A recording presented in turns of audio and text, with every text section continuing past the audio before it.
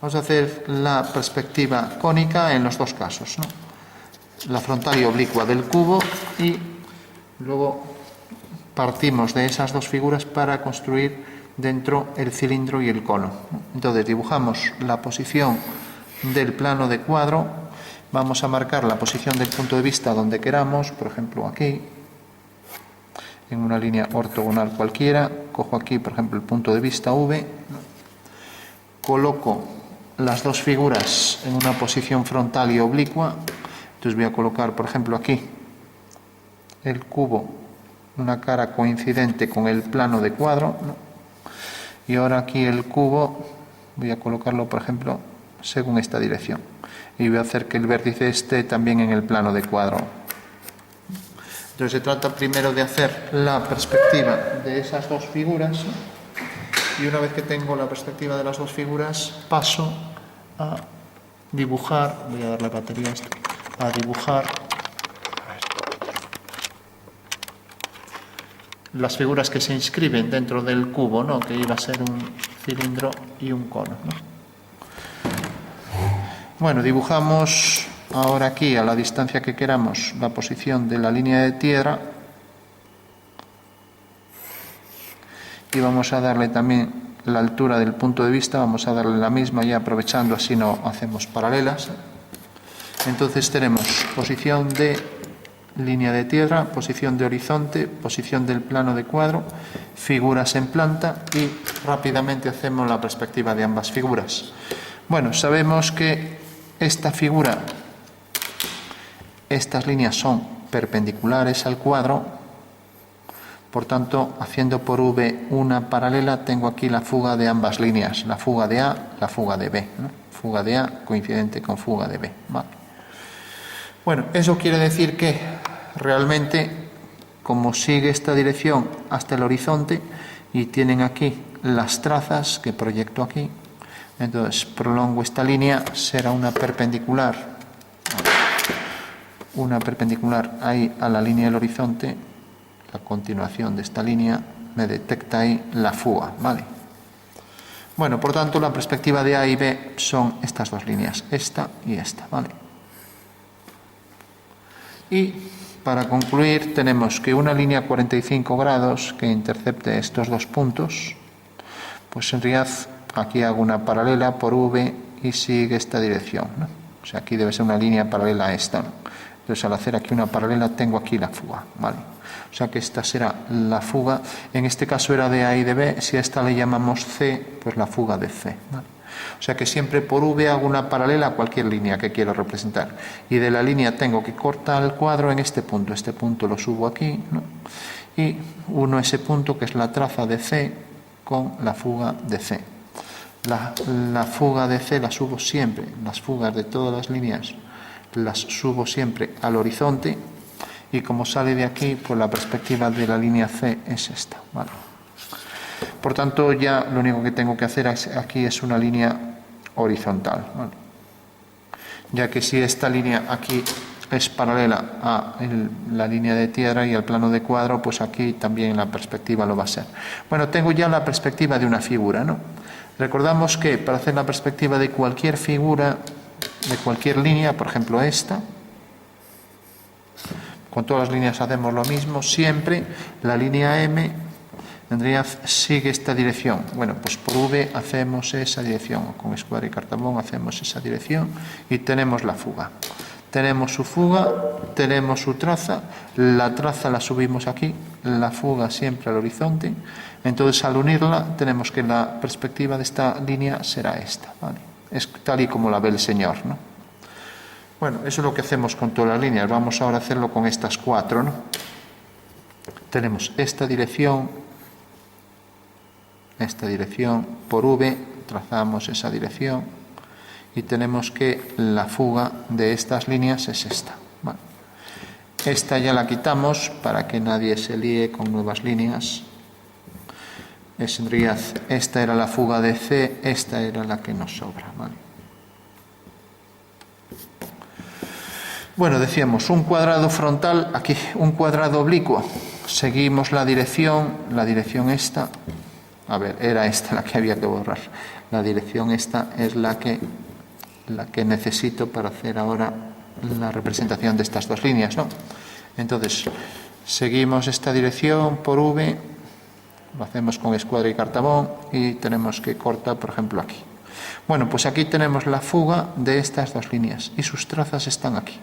Las trazas siempre las subimos a la línea de tierra y la fuga siempre al horizonte, ¿vale? Bueno, pues ya subimos la traza, como siempre, la subimos aquí arriba. La traza la subimos mediante una perpendicular o una vertical, ¿no? La subimos aquí. Entonces tenemos que estas dos líneas salen de estos dos puntos, siguen esta dirección hacia F, o sea, hacia aquí. Subimos su fuga de esas dos líneas hacia aquí. Por tanto, la perspectiva de ambas líneas pues serán estas dos, ¿vale? Esta de aquí y esta de aquí. Bueno, tenemos ya que la perspectiva de estas dos líneas son estas dos. Y ahora tendremos que la perspectiva de esta línea, pues esta línea va a seguir esta dirección, como vemos es perpendicular a la anterior, o sea que vendrá por aquí, ¿vale? Perpendicular a la anterior. Su fuga es esta, ¿vale? Bueno, pues sabemos que ahora esta línea sigue esta dirección. Entonces tenemos aquí una traza, esta traza ya está subida y la otra la subimos por aquí y queda aquí, ¿vale? Mediante una perpendicular. Siempre las trazas a la línea de tierra y la fuga al horizonte. Entonces subo la fuga al horizonte. Ya marco aquí y tengo aquí la fuga, ¿vale? Bueno, con lo cual, como tengo aquí la traza y tengo aquí la otra traza, pues lo que hago es las dos líneas que salen de esta traza y luego la otra era esta traza que he subido, no hay que equivocar con esta línea, esta traza que he subido aquí. Bueno, pues ya tengo la perspectiva de este cuadrado que es este, ¿no? Y tengo la perspectiva de este cuadrado que es este. Por último, como iba a ser un cubo, pues cojo la medida de la arista de ese cubo, que era en realidad este cuadrado, y la coloco a partir de aquí. Entonces coloco aquí el cuadrado, vamos, la arista de ese cuadrado, y fugo, ¿no? Entonces, si fugo hacia aquella fuga, levanto aquí una vertical y ya tengo entonces la primera arista vertical, ¿no? Hago lo mismo con todas, ¿no? Uno este punto con ese punto final, levanto aquí otra vertical, esta vertical tendrá el mismo tamaño que esta porque está en la línea de tierra, ¿no? Y así puedo completar ya el cubo, ¿no? Entonces esto va hacia aquella fuga, aquí levanto otra vertical, ¿no? Aquí fugo hacia esta fuga y aquí detrás levanto otra línea vertical, con lo cual ya tengo el cubo al completo, ¿no? Recordamos, sale de este punto y van hacia esta fuga, vale. Conviene revisar y luego salen de estos dos puntos y van hacia esta fuga, cubo completo. Con esto exactamente igual, la arista es igual de grande, o sea que si colocamos aquí esta medida, pues ya puedo trazar, como el cuadrado está aquí frontal, ya cojo y lo coloco aquí, tal cual. Entonces tengo ya el cuadrado en esta cara. Bueno, pues ese cuadrado, al hacer líneas que fugan hacia aquí,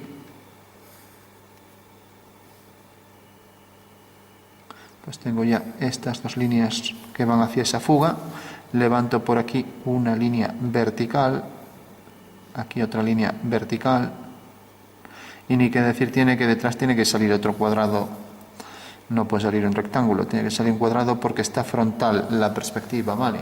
O sea que ya tengo ahí la perspectiva de ambos cubos, ¿vale?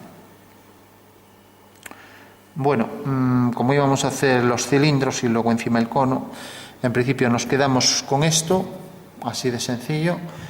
Cónica frontal de un cubo, cónica oblicua. Un cubo tiene una cara en posición oblicua respecto al cuadro y el otro cubo tiene una cara paralela al cuadro o coincidente, en este caso, con el cuadro, ¿vale?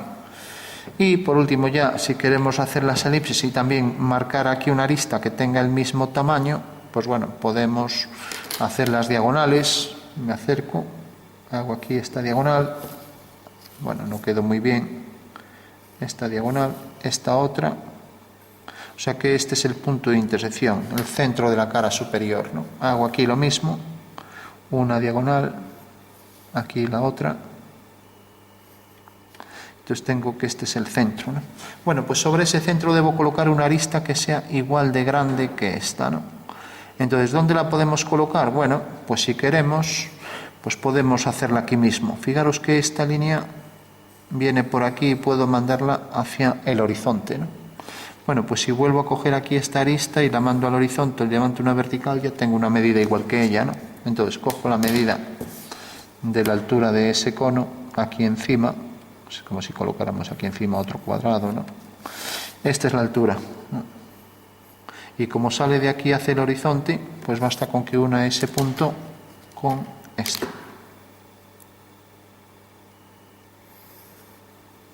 Al levantar por aquí una vertical ya sé que en el espacio esta altura, donde me corte aquí, ¿no? Donde me corte realmente aquí, a esta línea, ahí tengo el vértice del cono, ¿no?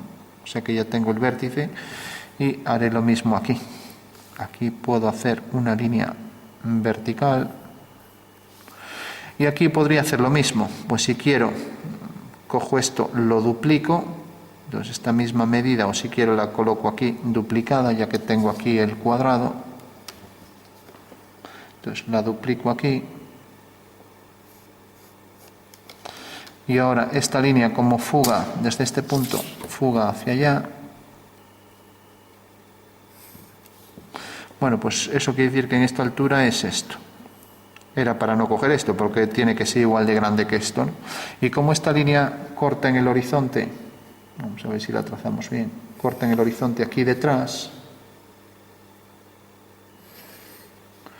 bueno, pues esta línea de arriba, esta también irá al mismo punto de fuga. Eso quiere decir que corta aquí esta vertical en este punto. Bueno, con lo cual ya tenemos los vértices de ambas figuras, ¿vale?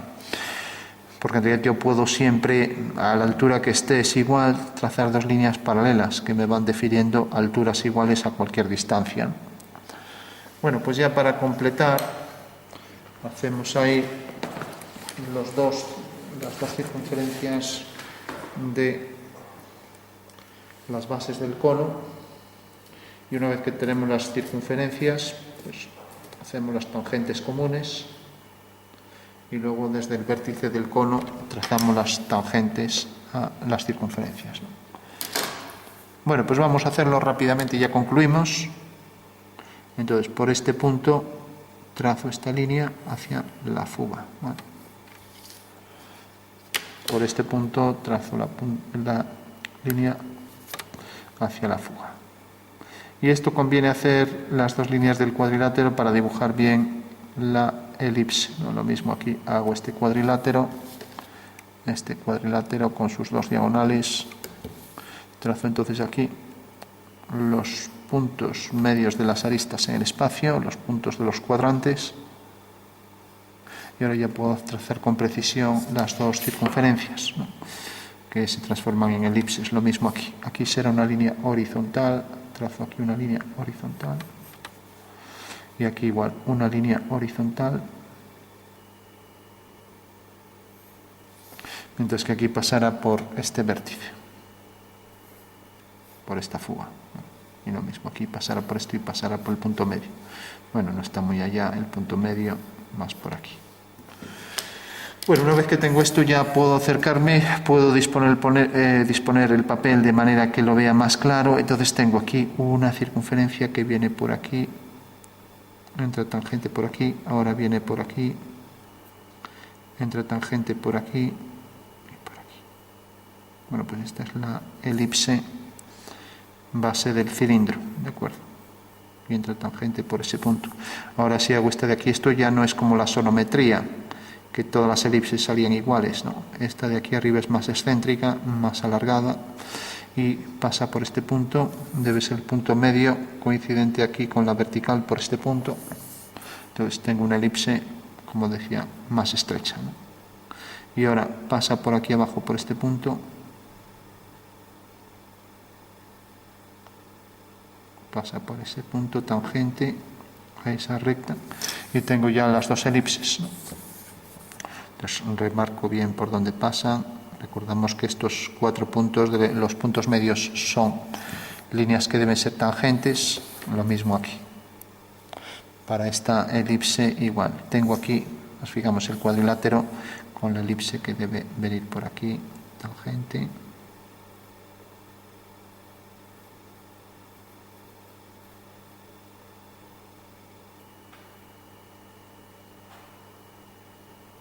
En fin, hacer una elipse no es muy sencillo, pero bueno.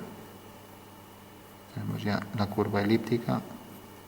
Y aquí arriba igual, por estos 4 puntos tangentes.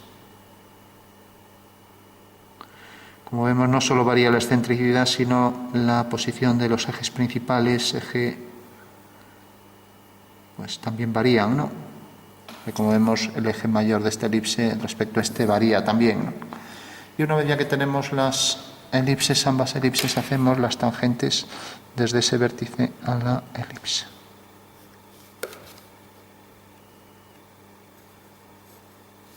Si nos pudiéramos acercar, fijaros que aquí debe ser una línea vertical tangente a ambas elipses, y aquí igual. Eso quiere decir que aquí, pues, o hemos hecho la de abajo muy grande o la de arriba muy pequeña. O sea que esto se tendría que cerrar más rápidamente. Y aquí igual, esta línea tangente debería ser una vertical en esta perspectiva, ¿no? Hay otras donde no son. Y si esto llega hasta aquí arriba, también debe llegar hasta el mismo punto, ¿no? O sea que a lo mejor hay que sacar esta un poco. Y desde este punto las tangentes a ambas elipses, ¿no? Una tangente y aquí otra tangente. Bueno, con lo cual ya tenemos ahí los dos conos. Recordamos que cuando tenemos una elipse, que es una figura que tiene los dos ejes principales como ejes de simetría, ¿no? Si tenemos un vértice, que en este caso pasa por el centro de la elipse, ¿no? Bueno, en este caso no, en otros casos sí, pero en este caso de la cónica esta no. Entonces hacíamos dos secantes, cualesquiera, por el vértice, teníamos 4 puntos de intersección, y hacíamos las diagonales de este cuadrilátero, uníamos estos 2 puntos, estos otros 2, teníamos aquí un punto, ¿no? Bueno, pues al unir este punto con este, teníamos una línea. Esta línea es lo que se llama la polar, ¿no? Y desde este y la polar nos intercepta aquí los 2 puntos de tangencia desde este vértice, ¿no? Lo digo si queremos ser precisos a la hora de hacer estos puntos de tangencia, ¿no? El método de polaridad para las cónicas funciona en todas las cónicas: elipse, parábola, circunferencia, hipérbola. Bueno, por último, ya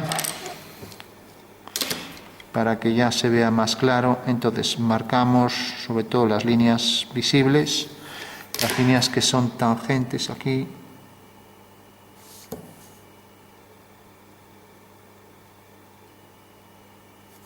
Aquí lo mismo, esta tangente, nos quedamos por lo menos con las anteriores, y ahora aquí el contorno de el cono, que debe ser tangente esta elipse, y lo mismo aquí. Tenemos ya ahí el contorno del cono y ahora el contorno del otro cono. A ver qué nos escribe esto.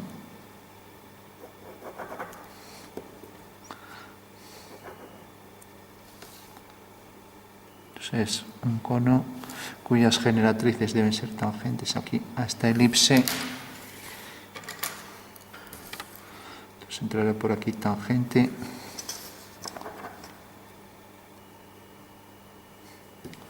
Y lo mismo aquí. Sobre el lápiz no escribe muy bien. Entra tangente por ahí. Lo mismo, esta será tangente aquí a esta línea vertical, a la línea vertical aquí del contorno, que será tangente también al cono al cilindro aquí en la base de la circunferencia. Bueno, dos conos bajo distintas perspectivas. Hay que decir, ya para concluir, que si en vez de pensar en los cubos, recordamos que esta medida es igual a la arista, a la medida de la generatriz del cilindro, que si yo cojo un cilindro icono de estos y cojo el cubo, evidentemente el cilindro sigue teniendo la misma perspectiva, ponga como ponga el cubo, ¿no? Eso quiere decir que para este cilindro icono, cualquier posición del cubo me va a definir la misma figura del cilindro icono, ¿vale? Bueno, pues estas son ambas figuras. Aquí parece que le falta un cacho, ¿no? Y ahora podríamos, pues como decíamos antes, intentar hacer que esto se parezca a algo volumétrico si le damos aquí un poco por el borde.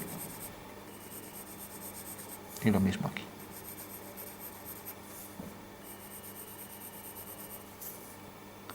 Conste que no hay continuidad entre la sombra lateral del cilindro y la sombra del cono. ¿Qué significa eso? Cosa curiosa, que si un cono le da luz y proyecta su sombra, ahora lo vamos a ver en un ejemplo y ya concluimos. Imaginemos este cono y este cilindro, ¿no? Bueno, siempre tendemos a pensar que un cilindro que tiene aquí la base del mismo tamaño que el cono, si de repente el cilindro tiene esta sombra, para decir que la luz viene por aquí, por tanto proyecta esta sombra, ¿no?